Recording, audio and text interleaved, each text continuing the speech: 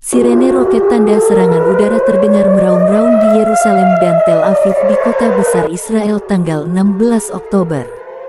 Hamas meluncurkan roket jarak jauh ke kota-kota terbesar Israel dan disebut sebagai serangan terbesar sejak serangan awal tanggal 7 Oktober.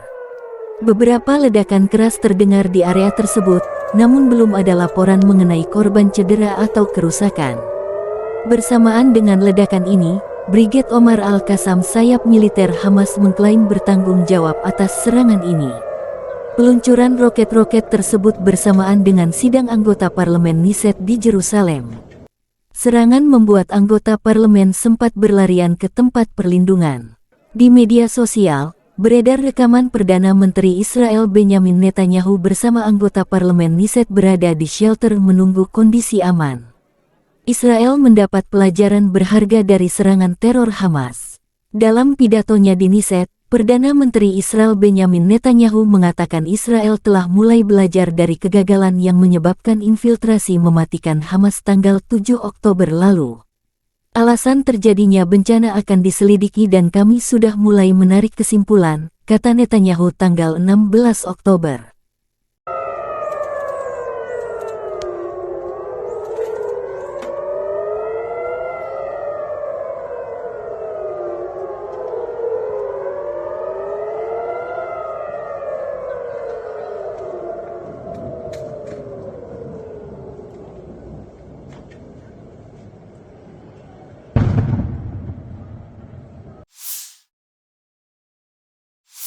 Menteri Luar Negeri Iran Hossein Amir-Abdollahian bertemu dengan pemimpin Hamas Ismail Haniyeh di Qatar pada Minggu 15 Oktober 2023 malam. Keduanya bertemu setelah Iran memberikan ancaman kepada Israel jika tak segera menghentikan serangan di jalur Gaza. Pertemuan keduanya dibagikan oleh media pemerintah Iran di media sosial. Dalam video tersebut, Amir-Abdollahian dan Haniyeh saling menyapa dengan hangat. Keduanya tampak berpelukan dan tertawa. Pertemuan itu terjadi tepat seminggu setelah Hamas menyerang Israel. Dalam pertemuan tersebut, Amir-Abdollahian dan Haniyeh dilaporkan sepakat untuk melanjutkan kerjasama. Kerjasama yang disepakati yaitu untuk sepenuhnya mencapai tujuan Hamas dan rakyat Palestina. Amir-Abdollahian menyebut pembunuhan dan penculikan warga sipil dan tentara di Israel Selatan yang dilakukan Hamas sebagai tindakan yang mulia. Sebelumnya, Iran mengultimatum Israel soal rencana serangan darat besar-besaran ke Gaza. Tehran memperingatkan tak ada yang bisa menjamin kendali situasi di Israel jika Zionis tak menghentikan serangan itu. Jika entitas Zionis memutuskan untuk memasuki Gaza, para pemimpin perlawanan tak segan mengubahnya menjadi kuburan tentara pendudukan. Presiden Palestina Mahmud Abbas akhirnya buka suara terkait serangan kelompok Hamas terhadap Israel yang terjadi pada Sabtu 7 Oktober 2023 lalu. Dalam keterangannya, ia menegaskan bahwa aksi dan kebijakan dari Hamas tak mewakili masyarakat Palestina. Adapun hal itu diungkapkan Presiden Abbas saat berbicara dengan Presiden Venezuela Nicolas Maduro pada Minggu 15 Oktober 2023. Menurut unggahan media Palestina, Wafa, Presiden Abbas menegaskan penolakannya terhadap pembunuhan warga sipil, yakni baik di sisi Israel maupun Hamas. Tak hanya itu, Presiden Abbas juga menyerukan pembebasan warga sipil serta tahanan dari kedua sisi. Kemudian, ia menegaskan penolakan kembali terhadap kekerasan, komitmen terhadap legitimasi internasional dan penandatanganan perjanjian perlawanan rakyat serta damai, serta tindakan politik sebagai jalan mencapai tujuan Palestina. Lebih lanjut, Mahmud Abbas juga menegaskan program serta kebijakan dari Organisasi Kebijakan Palestina (PLO) adalah satu-satunya yang mewakili rakyat Palestina. Presiden Abbas juga berterima kasih kepada Maduro atas posisinya dalam mendukung Palestina serta hak rakyat Palestina untuk menjadi negara merdeka di tanah mereka.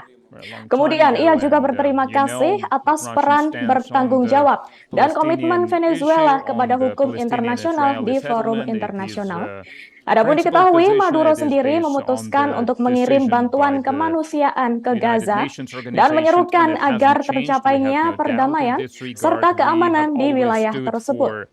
Gaza sendiri saat ini tengah berada dalam bencana kemanusiaan setelah Israel memutus pasokan listrik dan air ke wilayah tersebut. Blokade yang sudah terjadi sejak tahun 2007 itu semakin ketat setelah Hamas melakukan serangan ke Israel. Terlebih, Israel kini memerintahkan warga Gaza di utara untuk evakuasi dan kabur ke selatan untuk menghindari serangan yang akan mereka lakukan.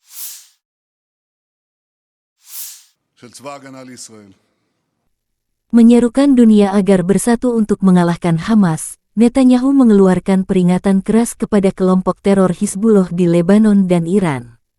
"Jangan mengadili kami, Anda akan sangat dirugikan." Sebelum serangan roket Hamas yang membuat sidang pleno Knesset terhenti, pemimpin oposisi Yair Lapid mengatakan bahwa Israel akan terus maju dalam kampanyenya melawan Hamas, meski mereka mendapat kecaman internasional. Ini akan memakan waktu, membutuhkan penggunaan kekuatan yang besar. Jika dunia tidak menyukainya, biarkan saja. Bukan anak-anak dunia yang dibunuh, anak-anak kita yang dibunuh, kata Lapid kepada Knesset saat sesi musim dingin dibuka. Pemimpin oposisi tersebut, yang mengatakan ia akan mendukung kabinet masa perang Perdana Menteri Benjamin Netanyahu berjanji bahwa Israel akan menyingkirkan Hamas karena tidak mungkin hidup berdampingan dengan kelompok teror. Berdebat mengenai perlunya mengubah realitas bagi warga Israel, terutama mereka yang tinggal di wilayah perbatasan Gaza, Lapid mengatakan bahwa tujuan kami bukanlah untuk mengakhiri perang dan kembali ke keadaan semula, tujuan kami adalah memenangkan perang dan menjadi lebih baik dari sebelumnya. Dengan melakukan hal tersebut, pemimpin oposisi mengatakan bahwa pejabat terpilih akan memulihkan kepercayaan masyarakat yang terkikis setelah serangan mendadak Hamas terhadap Israel tanggal 7 Oktober. Tujuan kami adalah memulihkan kepercayaan antara lembaga ini, Knesset, dan warga Israel, kata Lapid.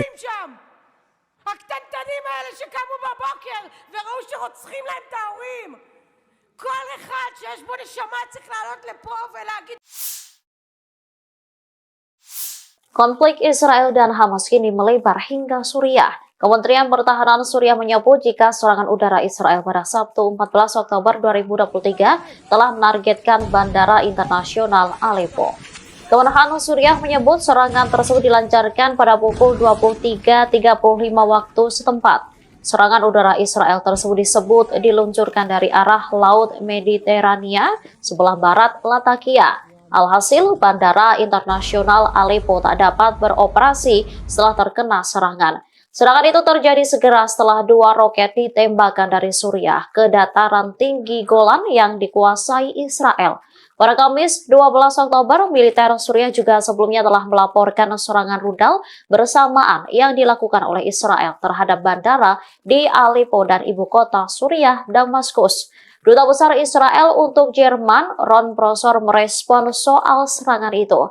Ia membenarkan serangan di Bandara Damaskus tersebut dengan mengatakan serangan itu dimaksudkan untuk menggagalkan pengiriman senjata dari Iran.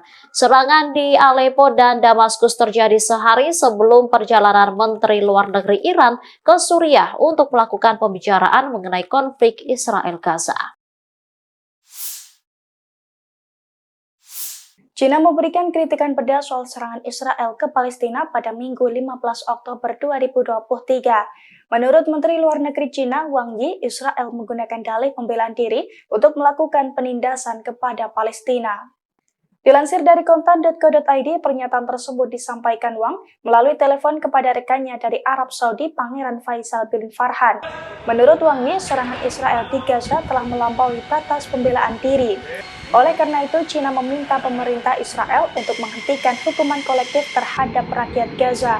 Selain itu, Wang Yi meminta Israel untuk mendengarkan kritikan internasional dan juga Sekjen PBB yang meminta Israel untuk menghentikan hukuman kolektif kepada masyarakat Gaza. Diketahui kritikan tersebut merupakan sikap terkuat yang diungkapkan China mengenai konflik tersebut. Sebagai informasi, sejak 7 Oktober 2023, sebanyak 2.670 warga Palestina tewas akibat serangan Israel. Selain itu, sebanyak 9.600 orang mengalami luka-luka. Dari jumlah korban tersebut, sebagian besar merupakan anak-anak dan wanita di Gaza.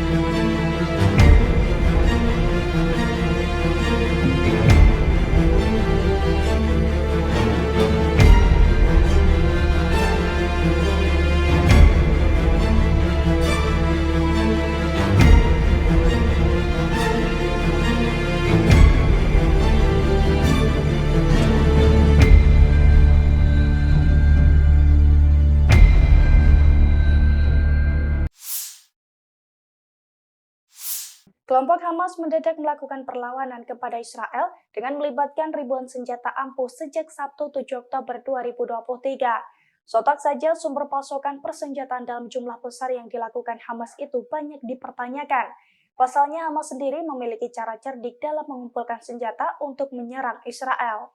Dilansir dari Reuters.com, ada 3 strategi cerdik yang dilakukan Hamas untuk mendapatkan senjata. Pertama, dengan adanya faktor Iran. Para ahli menyebut bahwa Iran menyelundupkan senjata untuk Hamas melalui terowongan rahasia lintas batas.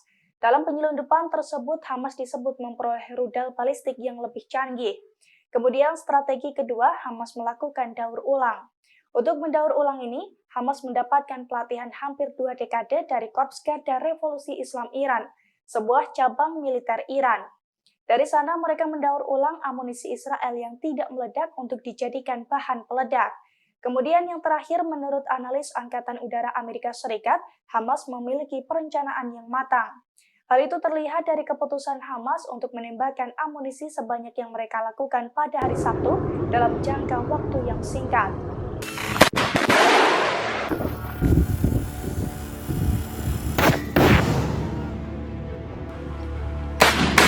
Allahu Akbar.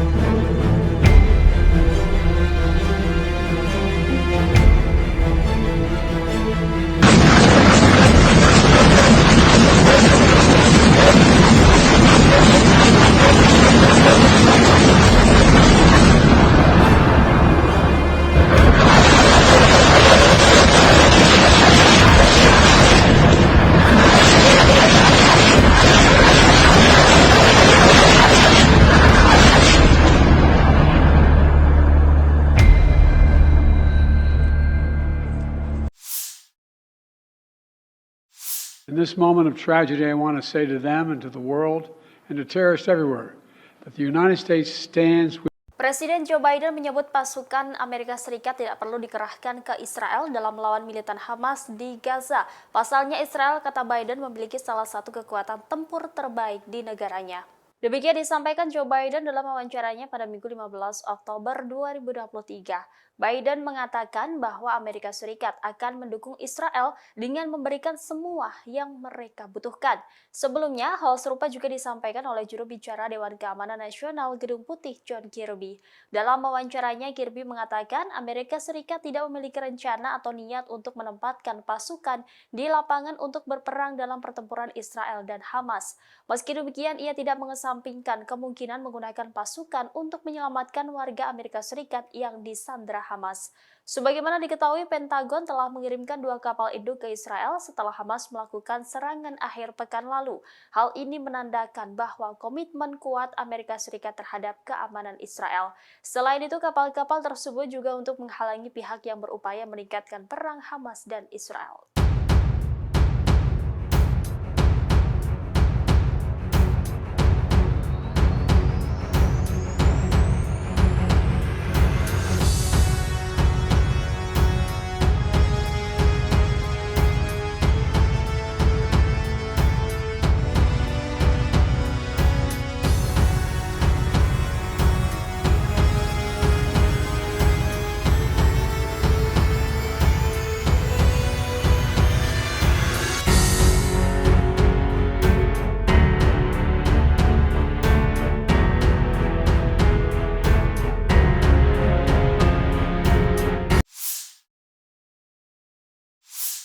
Kelompok Hizbullah Lebanon yang didukung Iran mengaku bertanggung jawab atas serangan ke markas militer Israel di perbatasan pada Sabtu 13 Oktober 2023. Kini Hizbullah juga menerbitkan rekaman rudal ATGM miliknya yang digunakan untuk memporak-porandakan tank dan markas militer tersebut. Rekaman tersebut beredar di Telegram pada Minggu 15 Oktober 2023 kemarin. Dalam rekaman tersebut memperlihatkan penampakan rudal ATGM saat menyerang Israel. Terlihat rudal ATGM milik Hizbullah tersebut dipasang di sebuah kendaraan di ketinggian. Rudal tersebut juga terlihat melancarkan serangan bertubi-tubi ke arah markas Israel. Akibat serangan rudal tersebut, tank dan markas Israel porak-poranda. Terlihat dari kejauhan, markas Israel tersebut juga menimbulkan kepulan asap hitam seusai dihantam rudal Hizbullah. Diketahui sebelumnya, rudal ATGM sendiri merupakan peluru kendali yang dirancang khusus untuk melawan tank-tank lapis baja berat. Ukuran rudal ATGM sendiri bervariasi, mulai dari ukuran kecil yang bisa diangkat di bahu atau dipasang di tripod hingga ukuran besar. Umumnya rudal ATGM berukuran besar ini memerlukan tim untuk mengangkut atau dipasang di kendaraan dan pesawat seperti yang dilakukan kelompok Hizbullah pada Sabtu lalu.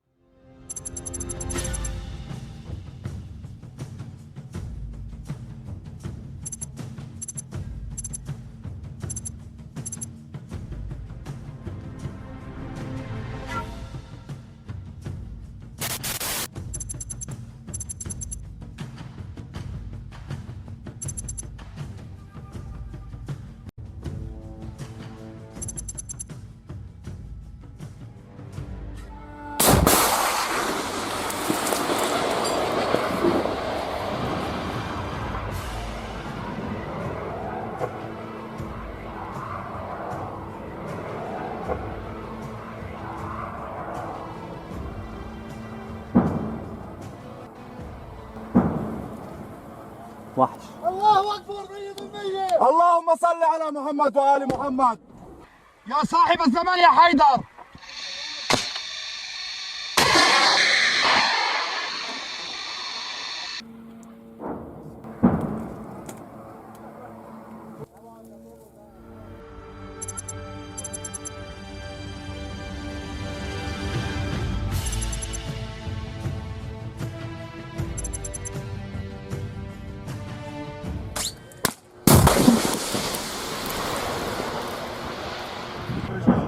Condition.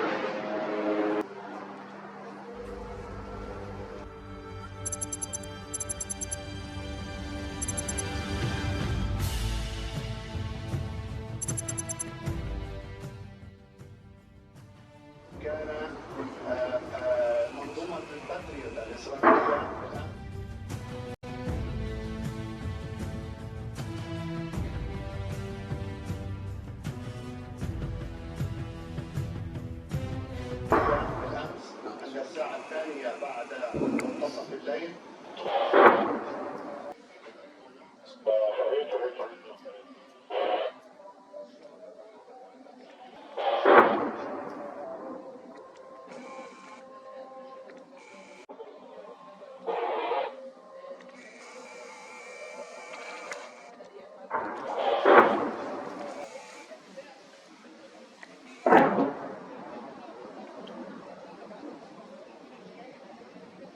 Download Tribun X sekarang, menghadirkan lokal menjadi Indonesia.